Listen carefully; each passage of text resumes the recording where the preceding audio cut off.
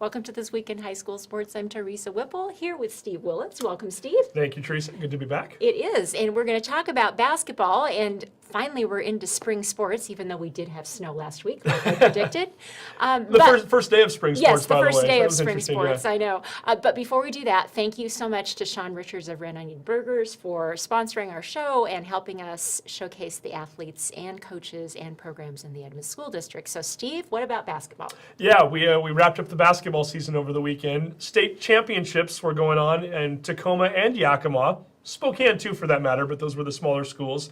And one of our teams that made it to the Tacoma Dome for the fourth straight year, I might add, was the Lynnwood Royals girls basketball team. This is the same team that won the state championship 2 years ago, finished third place in both 2014 and 2016. And they made it back. They had to win a game on Wednesday just to get into the quarterfinals. They did that rather easily. They get into the quarterfinals on Thursday morning against the Bishop Blanchette girls, who were ranked number 1 in the state. Lynnwood loses that game by a single point, and they had the ball with under 10 seconds to go, so that was a little bit of a rough one. They bounced back the next day in the consolation bracket to beat Stanwood on a last-second basket by Caprice Boston, and then they end up losing to Kamiakin in the final day of the tournament in overtime, which means that Lynnwood took home a 6th-place trophy. So not quite the finish they maybe wanted, but to finish in the top 6 4 consecutive years, quite the accomplishment. Pretty amazing. So we thought we better bring in a couple of their dynamic seniors and talk to them about not only the Tacoma Dome experience this week, but their entire career. So we brought in Taylor Fahey and Kelsey Rogers today, and here's the interview we did with them. The Lynnwood girls basketball team made it to the state tournament, made it to the Tacoma Dome for the 4th consecutive year, ended up taking 6th over the weekend in the entire state. And with us right now, 2 of the players from that team, 2 seniors, Taylor Fahey, Kelsey Rogers. Ladies, first of all, congratulations on making it back to the Dome. Never an easy thing, right? It's always difficult just to make it through the season, and let alone make it all the way to Tacoma. An interesting weekend for the 2 of you and your teammates. A 4-day tournament this year. And before we go any further, I just kind of want to walk through the games a little bit, kind of go through the entire process and what the season ended up finishing like for you. Wednesday, your first game down at the tournament, you had to play Gig Harbor, a team that was ranked 2nd in the state at the time. Yeah. And if you lose that game on Wednesday, you don't even have to worry about Thursday through Saturday. Your season's over, and apparently you must have gotten that message because you went out on a 20-4 run in the second quarter and led by 19 at halftime. Was it really that easy, Taylor?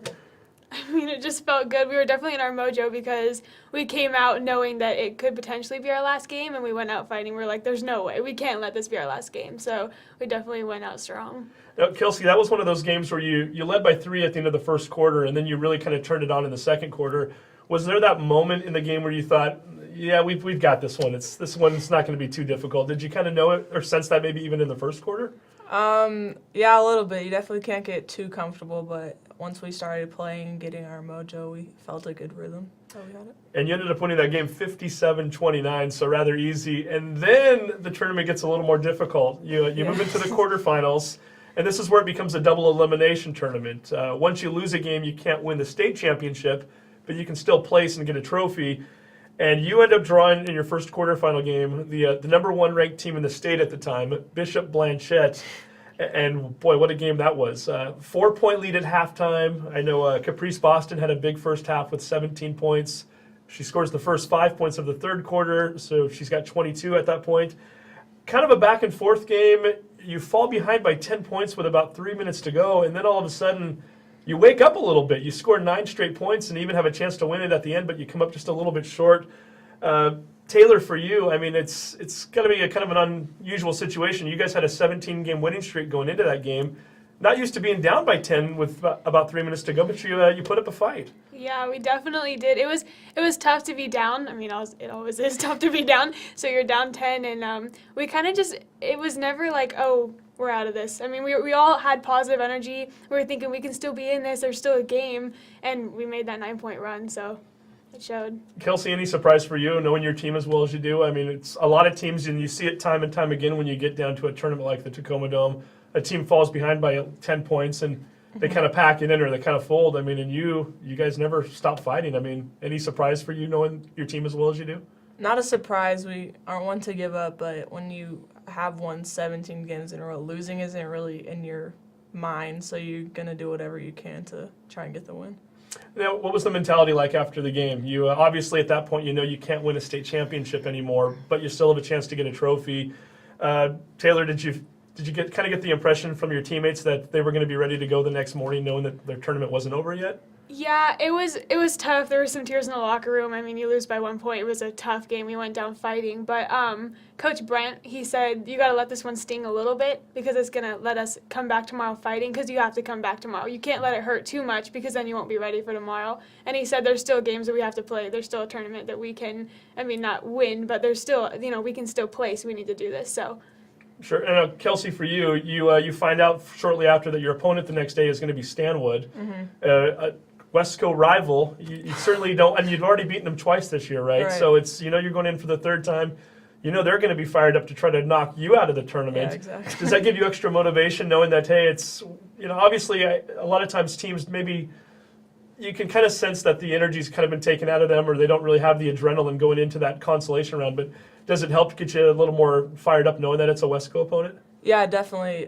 Facing an opponent that we were familiar with, I think it gave us a little bit more comfortableness. You knew the team a little bit. Yeah, we knew the team, expect, so right? It wasn't as nerve-wracking, so it was more comforting. That always helps. So before we talk about the Stanwood game too, we got a few photos I want to go ahead and put up here. There's one of Taylor that we're going to put up first of all.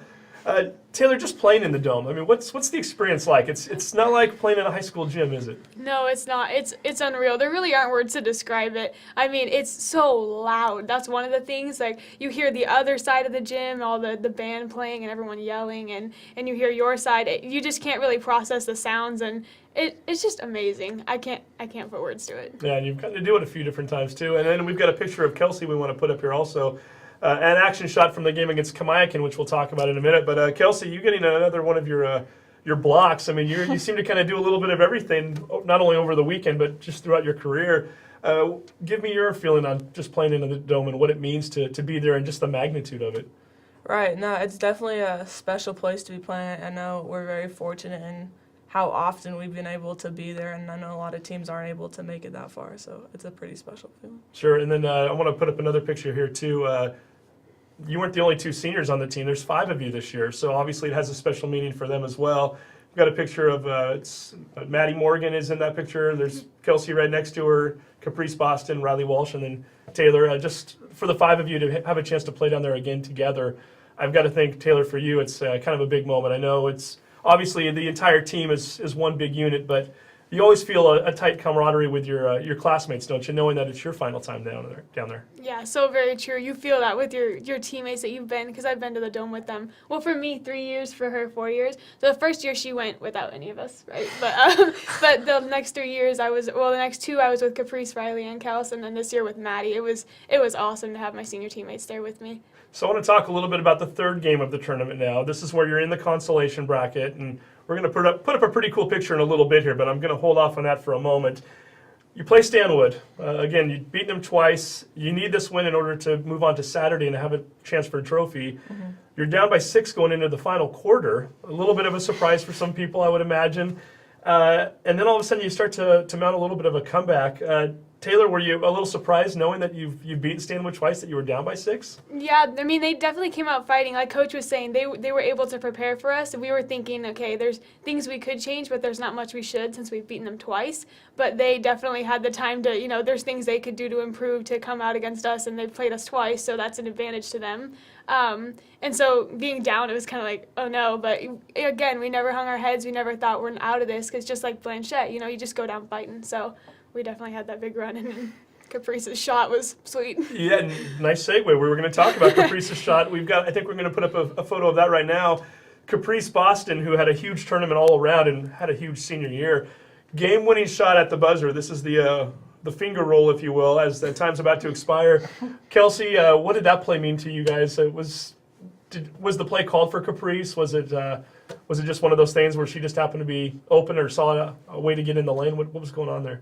I don't remember how much time we had some time, so we drew up a play, but I don't think we ended up using it. So Caprice kind of drove the ball in, and she's aggressive on the drive, so that definitely worked in our favor. And I think she said she closed her eyes for it, but luckily it went in, so that was It great. worked, right? And then Taylor, I know talking to you off camera a few minutes ago, you mentioned that you both won the state championship 2 years ago down there. You mentioned that it was kind of that same feeling in a way, just in the sense that there was a big celebration at the buzzer there. Tell me what that moment was like for you. Yeah, we all just like ran screaming. There's a picture of Kelsey holding up Caprice, and we're all running over to them and a big hug. It just kind of was that feeling. It was that big win. It was awesome. You gave you that moment. And then finally, a Saturday, apparently your last 3 games, everything had to come down to the last second, right? Yeah. There's no shortage of drama here. You're playing against Kamiakin, a very good Kamiakin team. Kelsey, by the way, I should mention you had 29 points and 14 rebounds in the game. Nicely done. Thank you. Kamiakin jumps out to a 10-point lead at the end of the first quarter. They lead most of the way, and then all of a sudden there's a big swing. You guys take like an 8-point lead with about 2 minutes to go in the game. So it looks like you've got it put away. And then Kamiakin comes back, they tie it, they send it in an overtime, and you end up losing. I've got to think that a crazy way for you to end your senior year, right? Just so many emotions. And let's talk about some of the good things first, Kelsey. I mean, obviously, when you fall behind by 10, you got to put up a fight again. And good to see that your team wasn't going to just fold at that stage in the game, right? Yeah, definitely. I mean, you never know how a team's going to play when you have to come out at 8 in the morning after 2 past exciting games. So it's just emotionally and physically exhausting. So the fact that you have to come out and do it again, you never know what's going to happen. But it was good that our team kept on fighting, even when it wasn't going our way. And as Kelsey mentioned, it started at 8 o'clock in the morning because of the fact that there's games going all day long. Taylor, you have to get up early, you have to go play a 32-minute game, and then all of a sudden when the clock hits triple zeros, you got to play 4 more minutes, overtime. I mean, what was that like for you? Yeah, no, like Kelsey said, definitely emotionally and physically drained at that point. There was not much you're just exhausted. There's can't really describe it. But you know, when it gets into overtime, the adrenaline's pumping and you can still do it. So we were still out there playing. So if you would have won that game, you would have taken home the 4th place trophy. Instead, you get a 6th place trophy. What is that feeling like? I know, obviously, again, your freshman year, the team finishes 3rd in state. Your sophomore year, you win the state championship. Last year, you get a 3rd place trophy again.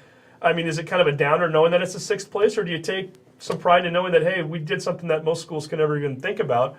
We took a trophy home 4 straight years. I mean, Taylor, what was it like for you to hold up that trophy? It was awesome. I mean, like you said, bringing home a trophy 4 straight years, that's a great feeling. This program has been, on the rise. We've watched them build up, and being a part of it has been incredible. So just to be able to bring home a trophy is awesome. And then, Kelsey, for you, the last few years, Michaela Pivick was on the team, Jordan Edwards was on the team.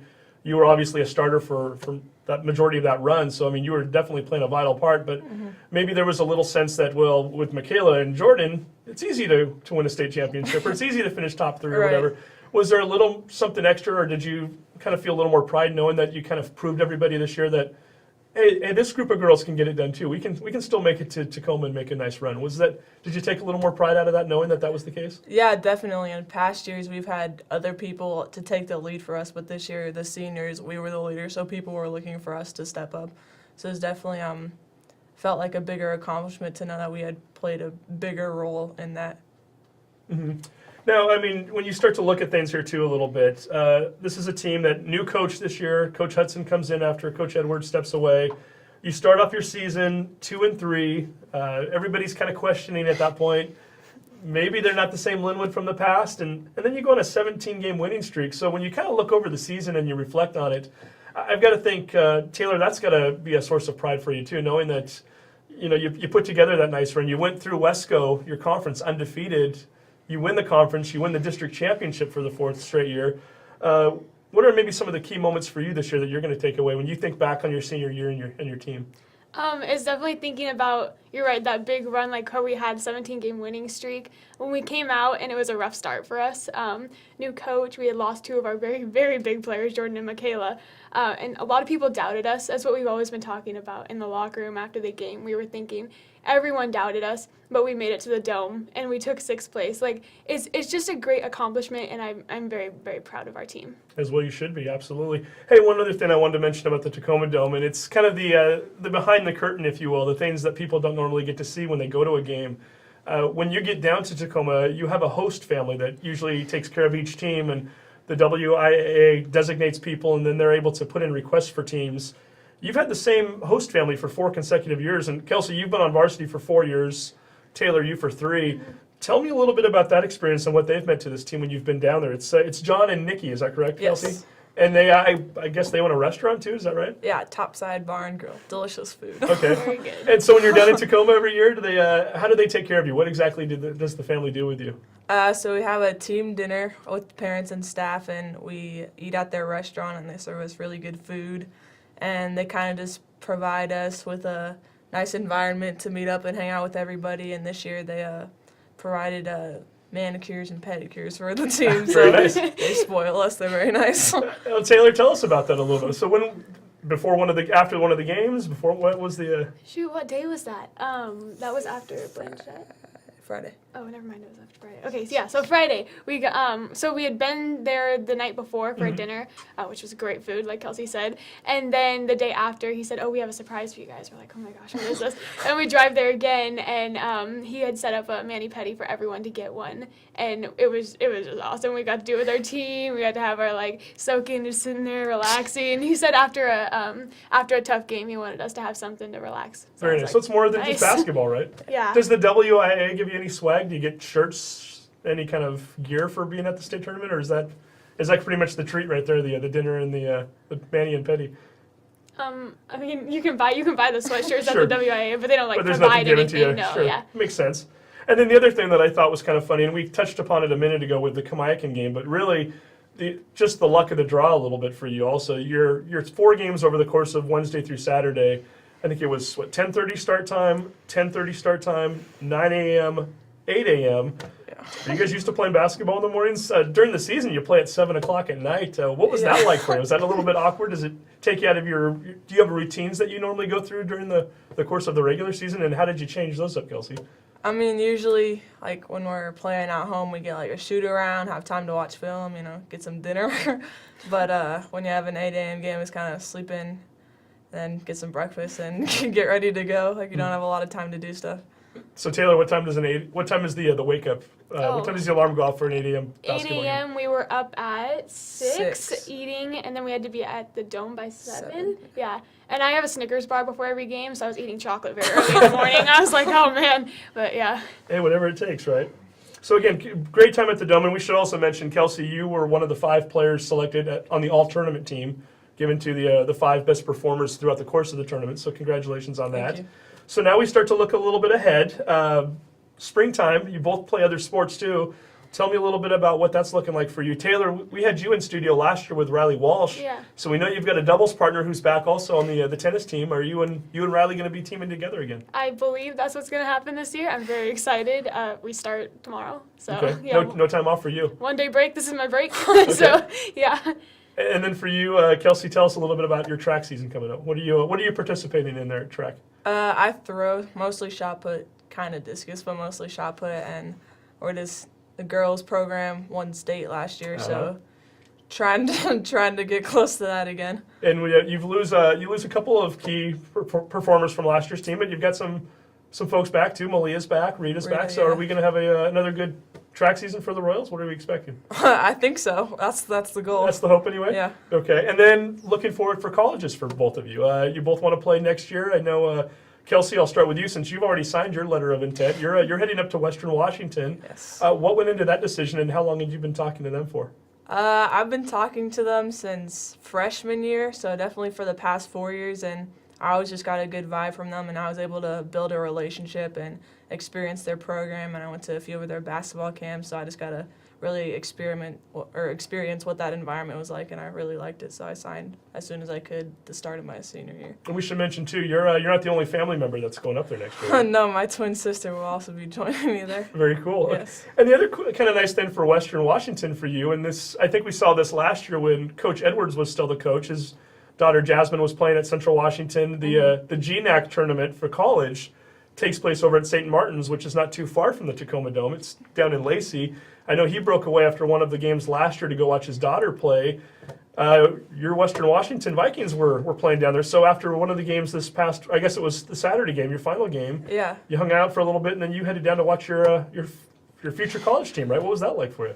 It was very exciting. I got to talk to my coaches before the game, and they congratulated me on a great season and said they were excited to have me. And then some of the players' parents came up to me and just they were all very welcoming, so it was exciting. So it's already feeling like the next family, and the next chapter is about to start, huh? Yeah, very close. Very cool. And then Taylor, for you, you haven't actually committed yet, but you might be getting somewhat close. What are your plans? You've got a big weekend coming up next week. Yeah, I'm going to officially visit PLU next weekend, so I haven't committed yet, but I'm going to go visit it and kind of get the feel for the school, because I've talked with them about playing basketball there, and I'm really leaning toward it, but they said if I don't like the school, then why go there? So, I have to go actually see if I really like the school. Absolutely. Yeah. So that'll be fun. So that visit will be coming up next week. Yeah. And then, hey, I'd be remiss if I didn't at least throw this out there. Pac-12 girls women's championship game tonight.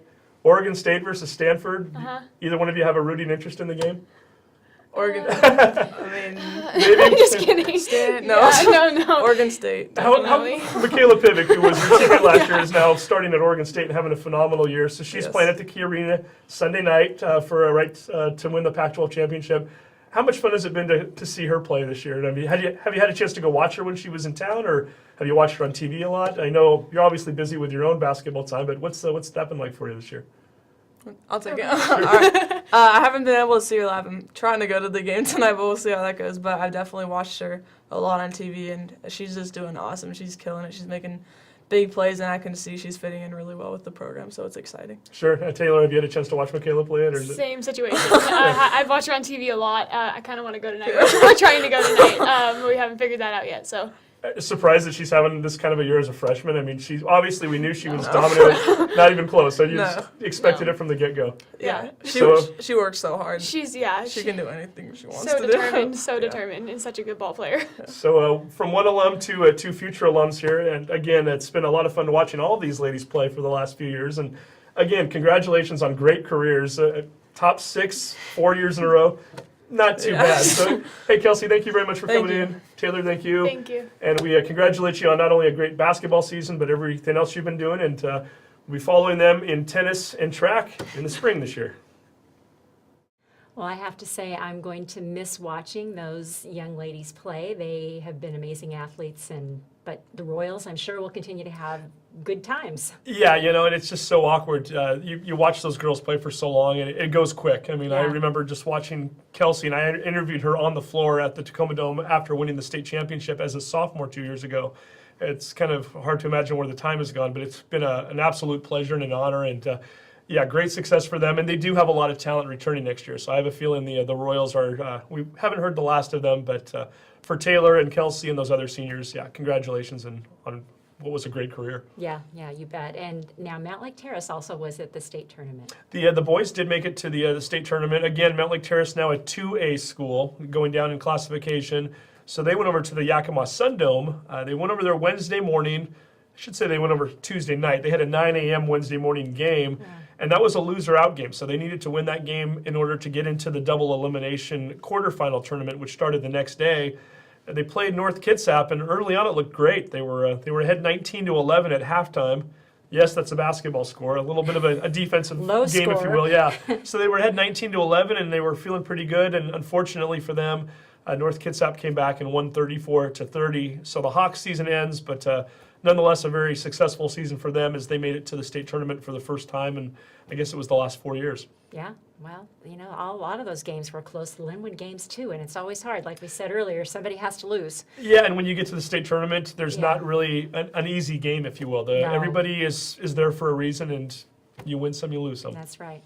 Well, and now we're on to spring sports. Yeah, weather might say otherwise, but we are in fact starting spring sports. As we mentioned, some of the practices starting last week. Everybody up and running this week, and we have jamborees and practice games and everything else coming up. But it's baseball, softball, track and fields, boys soccer, boys golf, girls tennis, a lot going on, and we'll be ready to cover it for the entire duration of the next couple months. Yes, we will. And we'll hope for sun and some warmer temperatures for those spring sport athletes. I think we would be okay with that, and more Yes. importantly, the athletes would be Yes. all right with that. Okay, great. Well, thanks for joining us as always, and we will see you next week with another edition of This Week in High School Sports.